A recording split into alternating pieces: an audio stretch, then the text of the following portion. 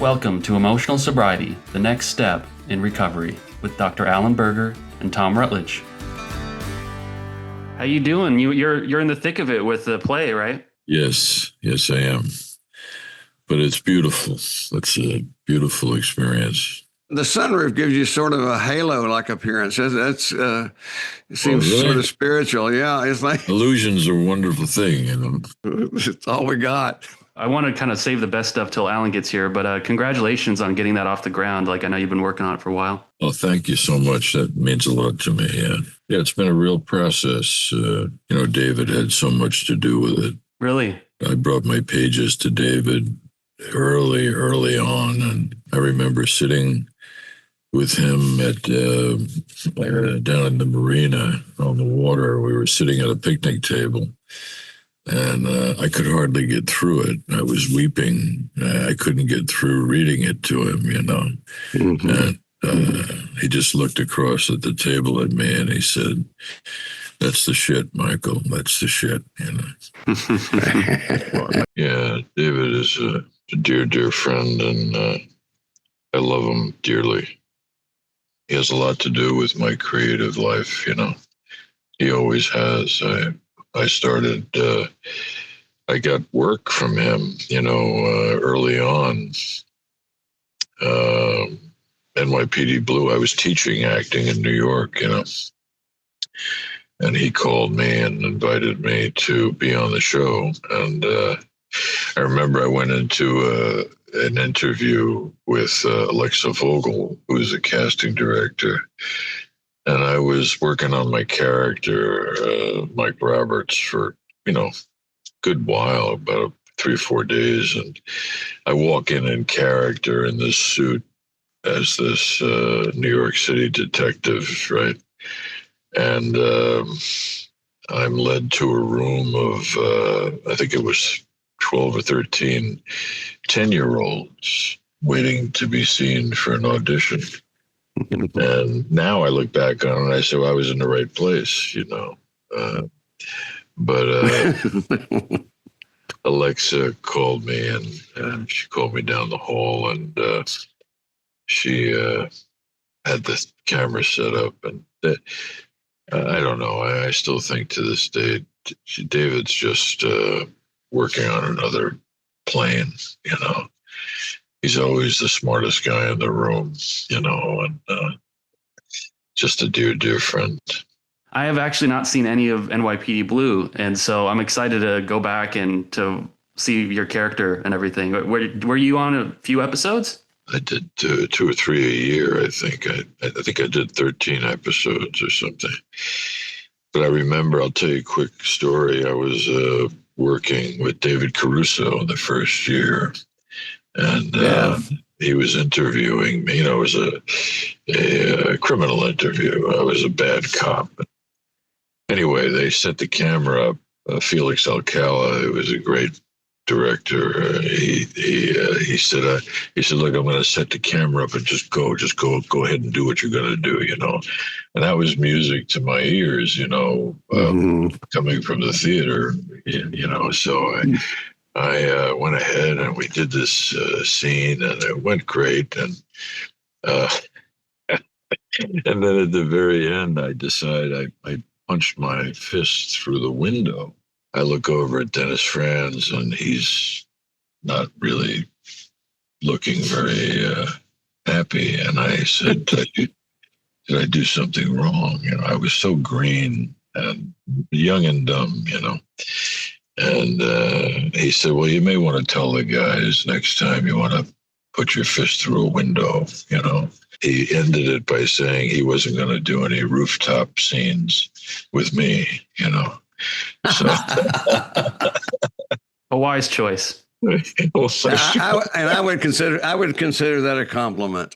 By the way, it's like I would log that in as a compliment. An actor willing to go the lengths, you know. It's like, well, I think my character would fling himself off the roof. Good morning, gentlemen. Good morning, Michael. Hello, Alan. Nice to meet you.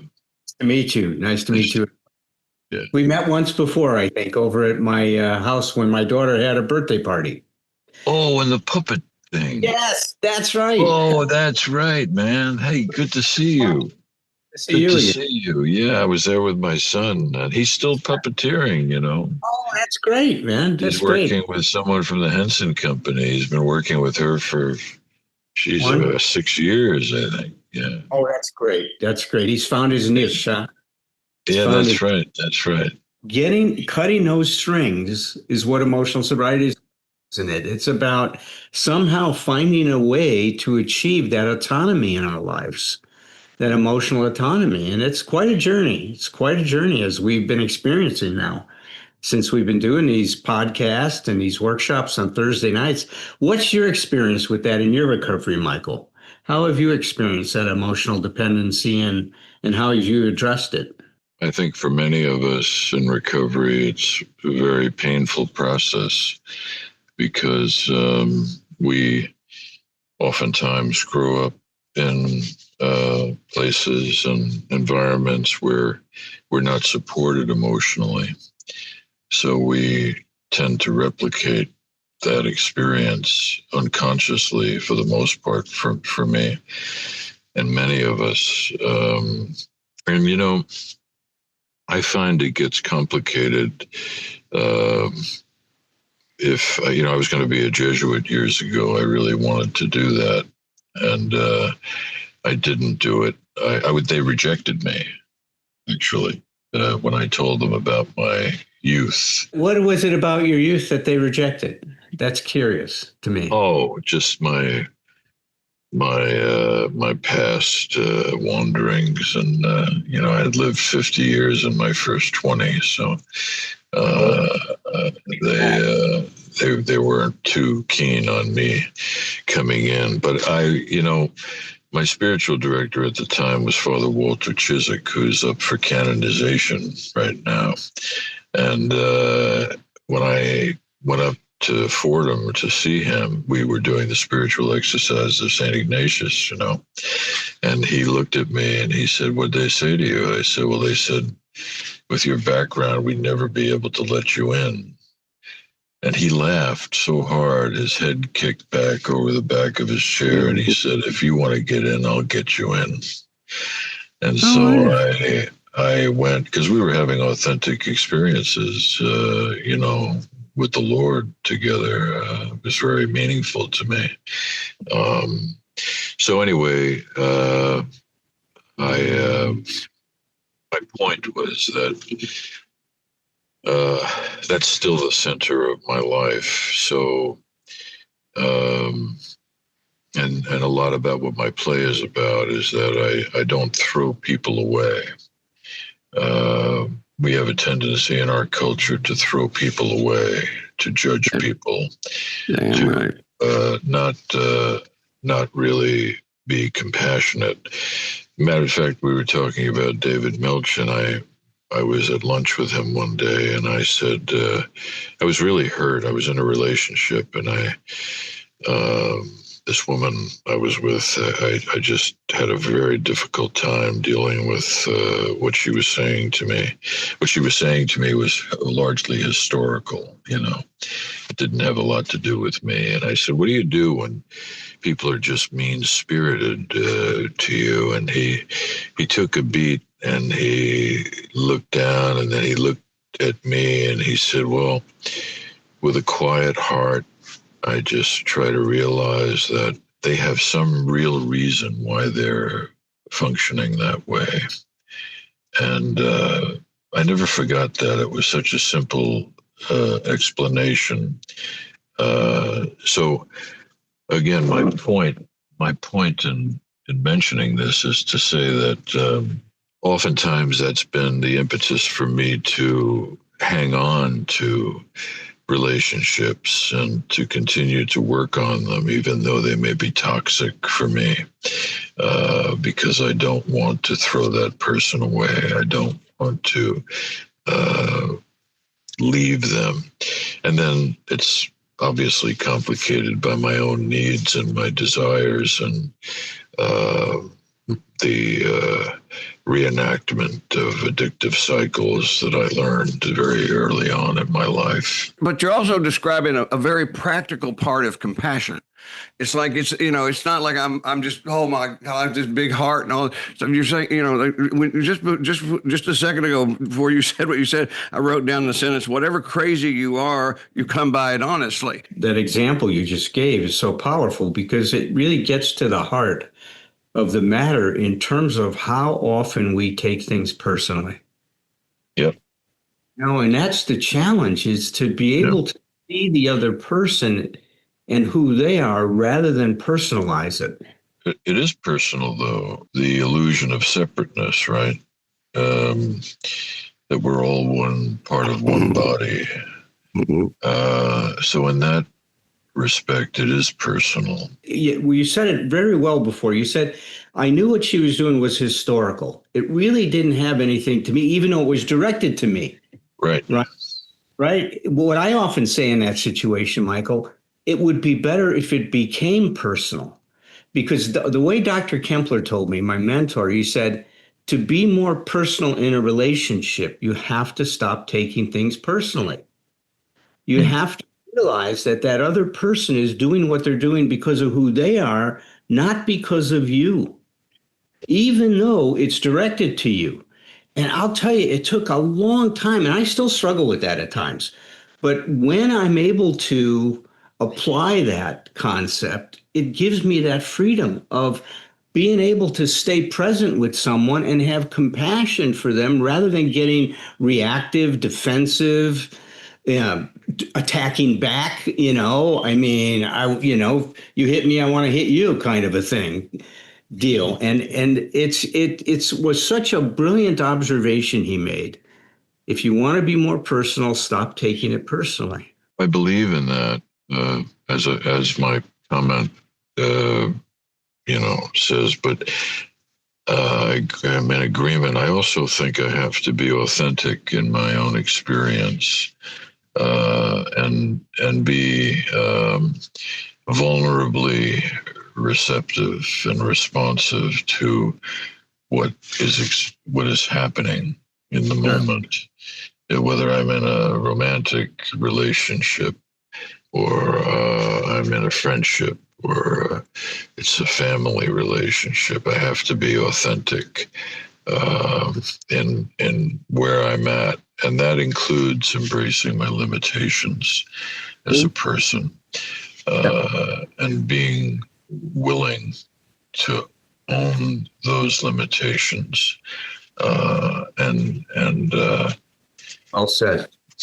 Yeah, so that's a good point, because that's because those relationships are mirrors, as they say, and it's that's where we learn about our limitations is by paying attention to people in relationships. Sure. What you said, Michael, about the reluctance to throw people away, I just thought I'd briefly throw it in there. I have a sponsee that has been struggling with different life things for a while, and some in our fellowship have reached out to me, and they've said, I had to step away because I worry that my presence in his life is some form of enabling of whatever, his self-destructive behaviors have been. Maybe there's a utility in stepping away, but I think that I'm always hoping that my continued presence as he struggles can help him to kind of find his way towards better.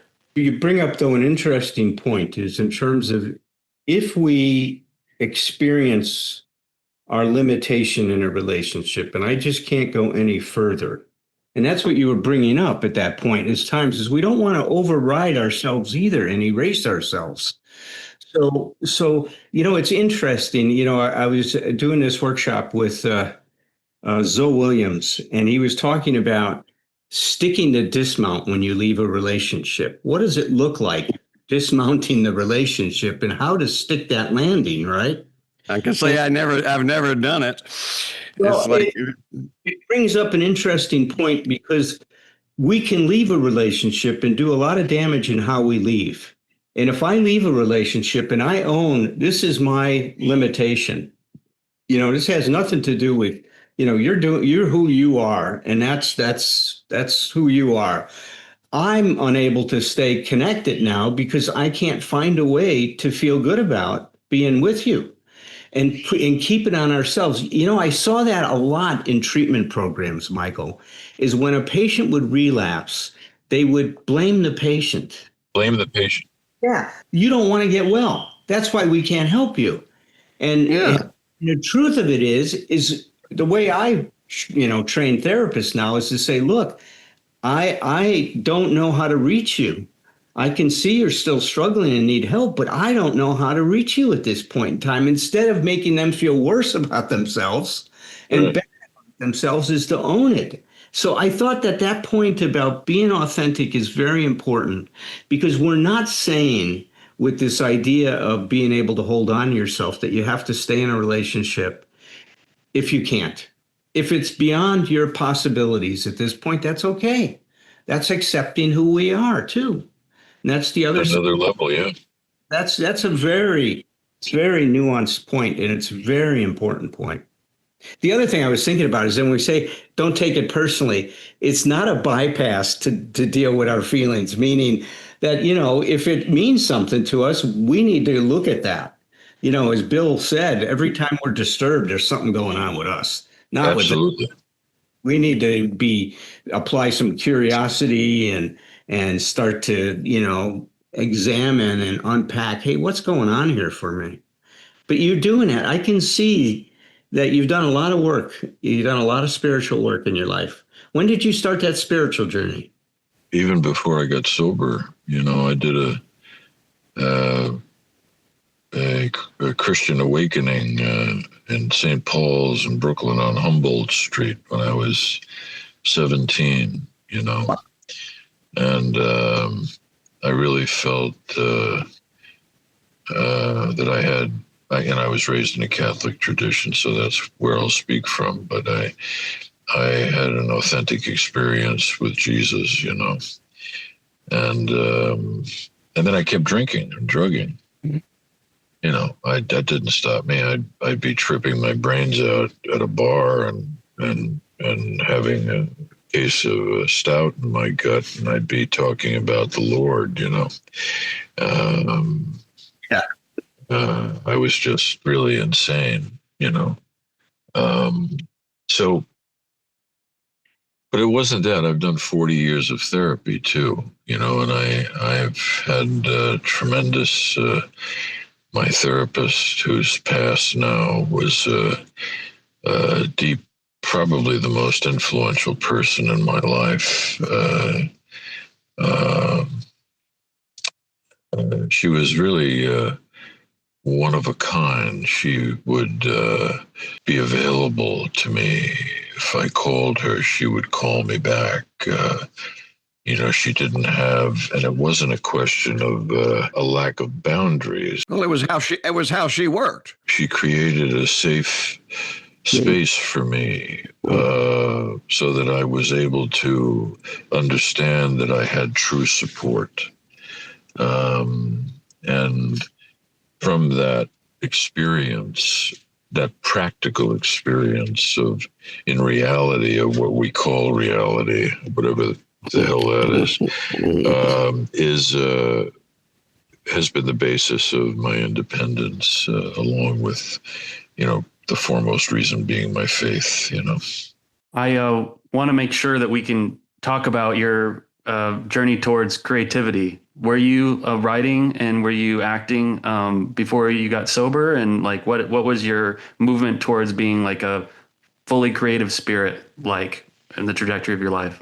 Well, I was so drunk. I registered for the wrong college. I was going to be a social worker, and I wound up in the wrong university. So I was in all of these classes that were theory. And I had been working hands-on with groups. I was working with the Fortune Society, prison reform. I was working with civil rights groups. We were working on getting men released who had rehabilitated themselves over many years, things like that. And then I went into this university setting where I was doing book learning. I was a mess. I remember my social statistics teacher called me in and said, "You've been here maybe 5 times this semester, you know." And I was in a fraternity. We had the lowest grade point average of any group on campus. There you go. We were, it was really just a mess. And anyway, so I loved acting. My father was an impersonator in the war. He used to do shows for the Navy, and he did everybody. He would do Olivier and Cagney and Bogart. Wow. Ronald Coleman, he would do them all. Clark Gable, the list goes on and on. Anyway, so I said, well, you know what? I'm going to sign up for an acting class as an elective, because it was something that I did a play in high school, And I wound up studying with a guy from the Royal Academy of Dramatic Art who was upstate New York, in his retirement years. And he became my mentor. His name was John Barrett. And he was actually a physicist who worked on the Manhattan Project. And he was part of a group that designed the device, the detonation device for the bomb.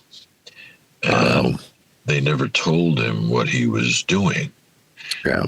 And when he realized what he was doing, what he did, he had a complete breakdown and wound up going into art and ran theater and dance companies throughout Europe. It was brilliant, really brilliant. He returned me on to the Alpha State. He was really a brilliant guy. Anyway, I did 7 shows back to back up there at Geneseo State University. But I was also, I kept it together to do my shows, but as soon as we opened, I'd go on a 2 or 3 day bender, That was the case, but no longer, right? Did you have to reinvent I imagine, because I've had to, with my writing, reinvent your entire conception of creation, right? Post-sobriety. I was more in love with the self is probably the most appropriate way to put it. But I was more in love with the superficial idea of a roustabout actor, Peter O'Toole and, Burton. I was very heavily influenced by the British actors when I was a young guy, I think Peter O'Toole got sober, right? Didn't he? I don't know. I think he did. I know he really paid the price physically for it. But there was a great story John Hurt told many years ago that I read about. And he was talking about, I think it was Burton who was playing Othello, and somebody was talking about brilliant actors. And he said, "You want to know about brilliant acting?" He said, Burton, when he would play Othello, he had this one section of the play where he'd have about 8 minutes, and he'd walk off the stage, he'd walk back through the backstage area, through the green room, down the fire escape, through the alley, across the street, and the barkeep would have a setup for him of 2 shots.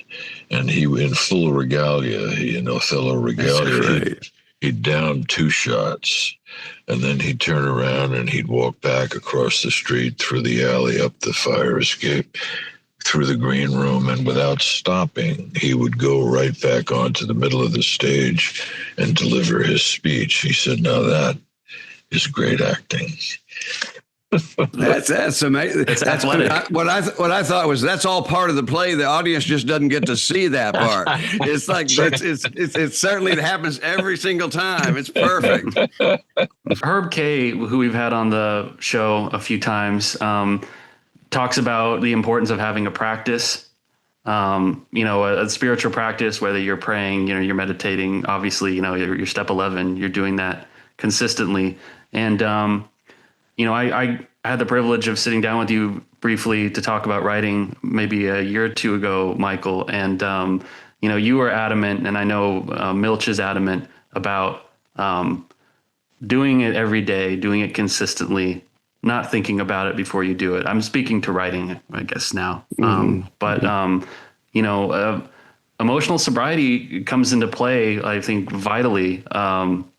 Freedom of the ego, letting the voice from wherever come to you. And that takes work. It's very hard for me to disengage my egoic impulse. Yeah, I'd like to say all my false pride has been kicked out of me a long time ago. I have a specific situation. I have a son with a triple disability. So my life is really about love, service, and sacrifice. And I can't write every day. That would be a blessing. That would be a privilege for me to be able to write every day. I'm not able to do that with my circumstances.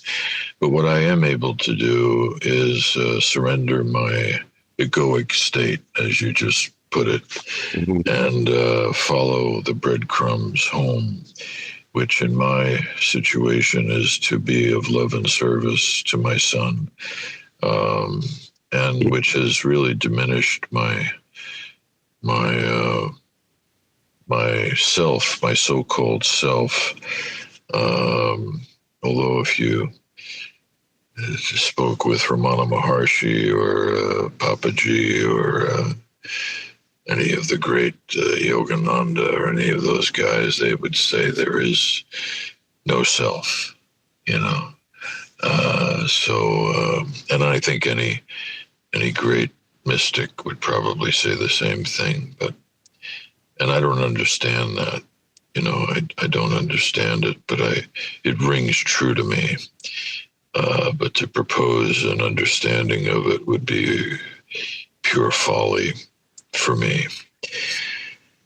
So I'd love to write every day, but I don't have that ability. But when I do get the windows to write, it's primarily been my friendship with David that has opened the door to give me the confidence to do that, because he believed in me. And he told me that I could do it, and he told me that what I had to say is valuable. I continue to do it. It makes my life better. It just purely, Bukowski said that. He said, I just write to make my life manageable. And so in some ways that's true for me too, in a minuscule way from him. Of all the things you may get in training, this or that, or social work or psychology or whatever you're going to do, it's like there may be some things that other people need to hear more, but it's like there's no more powerful message than that. And if you're getting it from somebody who you've let close, see, anybody can say that, but if somebody is close enough to you that you trust that they know you, and then they say they believe in you, it really creates a little bit of a problem inside of us because we believe them, and very often we don't feel the same way about ourselves, but that bolsters you. Because when you said that, I thought, sometimes, no matter what I can do with somebody in therapy, just to be able to say genuinely, I believe in you, and I don't know what's going to happen next. I don't know what's going to happen, but I believe in you. It's like, I think you make a world of difference, and I think that's a great example of that. Yeah, and I'm pretty much a lone wolf. I've come to peace. I'm at peace with that these days.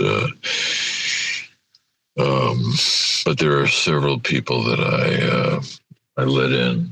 And I'm still in touch with old timers. I talk regularly on the phone. And, I do online meetings with my son sometimes. And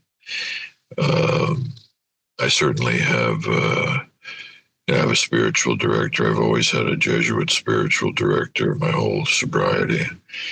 and I'm in therapy. Can you tell us a little bit about the experience of doing the play? And has that been a real test of, I don't know, your emotional sobriety? Everything is a test, everything is a test. Oh, shit. It's all a test. Spirits living in a material world, right? As a writer, David taught me to get out of the way. As a matter of fact, I wrote my play. I had David's assistant typing for me, Brittany, who just did a beautiful job for me. And I found that by having somebody do the typing, I was able to just let it go. And I was able to establish the rhythms of dialogue for each character, not by trying to do so, but by allowing them to speak through me. August Wilson used to say that if you don't know something, if you're stuck, ask the character that knows everything, and they'll tell you what's going on. And You wrote it through dictation. yes, that's right. Yeah, Fantastic. So I was able to embody the character that I was writing. The characters that I was writing, and that was very powerful for me. And so what I did was I started in April. We started working, and I studied acting with Bill Esper, in New York many years ago. And he was really, I don't think there was anybody that was much better than him. And I also worked with Phil Gushy, and I can say the same of him. They both sat at Sandy Meisner's side for many, many years, and then taught with him, but what I learned there was the freedom that to allow the dialogue to come through me after dropping in the circumstance, the relationship, the specific objectives, and then letting it all go and just showing up and being authentic in the moment. And I learned that same thing with David. As a writer, I learned how to let it all go and allow it to come through. That's one of the interesting things as a writer that I learned from David, is that it's always there, that the reservoir is always filled. Yep. It's never not filled. It's always filled up. And we, in our egoic state, Patrick, as you mentioned before, we think that it's not. We think that it's limited because we're looking at it through those glasses, But if we just show up at the page, not to say I don't have a day or many days where I'm not able to get much accomplished, but I've learned again through David that those days are just as important as the days where I can get 7 pages out. They're equally valuable. So in tracking back to your question about the play, it's just been very it's been like fusion jazz, like Larry Coryell, It's just it's been like working and really paying attention.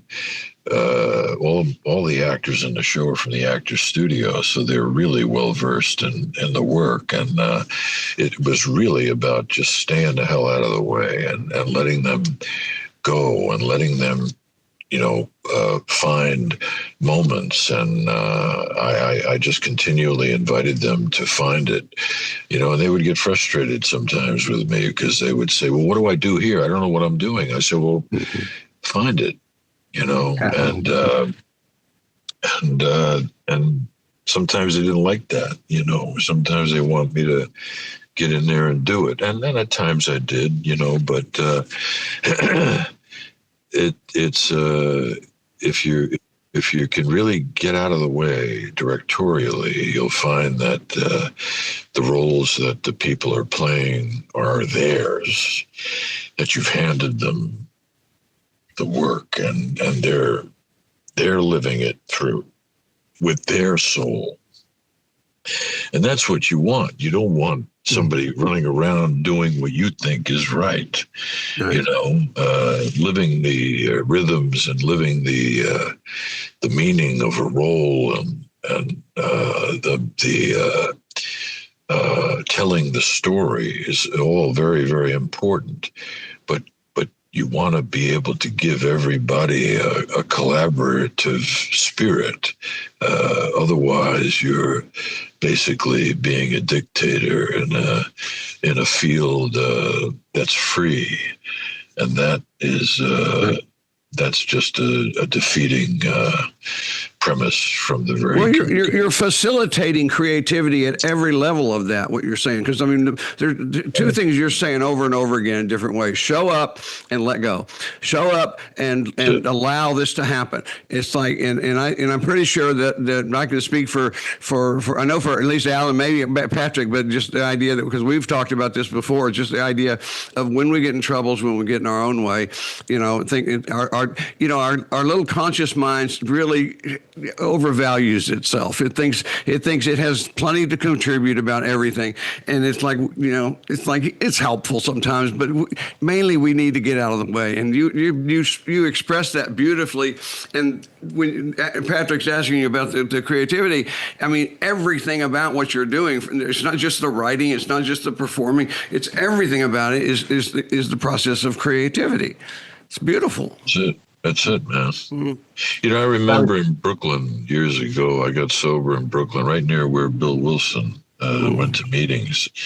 And so I knew guys that knew him and were in that group of guys that formed the program. They knew them, and the tradition was handed down, right? Yeah. And I remember my friend Charlie McGee, God bless him, he was sober about 25 years at that point. I have 44 years now. And in those days, I thought, how the hell can anybody get 25 years of sobriety?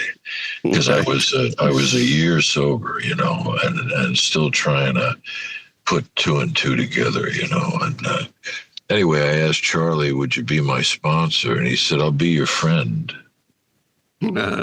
I said, what's the matter? You don't want to be my sponsor? And he said, no. He said, we didn't make such a big deal out of that years ago. We were really just friends, and we helped each other. And if somebody needed a job, we helped them get a job. If they wanted to meet a girl, we tried to introduce them to a girl. You know, it was like that, you know. Yeah. And, but he said something to me that I never forgot. He said, you know, Mike, if you look at your life, because I was really working the program. I mean, I went to meetings every day. I did a lot of service. And he said, if you look at your life, you'll find that you're living the steps every day. Yeah. And, you know, I looked at my life, and he was right. That I didn't even realize it. You know, I didn't even realize it. So those guys had a way of making you feel confident, again, by an authentic expression of observation of the truth. The other thing that came to mind when you were talking about, you know, how you were as a director, it's like a director is a good therapist. Helping people find themselves, right? And find their voice and find what it means to them to play that role. Embody the imperfections, you know, and not try to tie it up and get it going in a specific direction. But show up, let it go. Show up, let it go. It's beautiful. That's it. Yeah.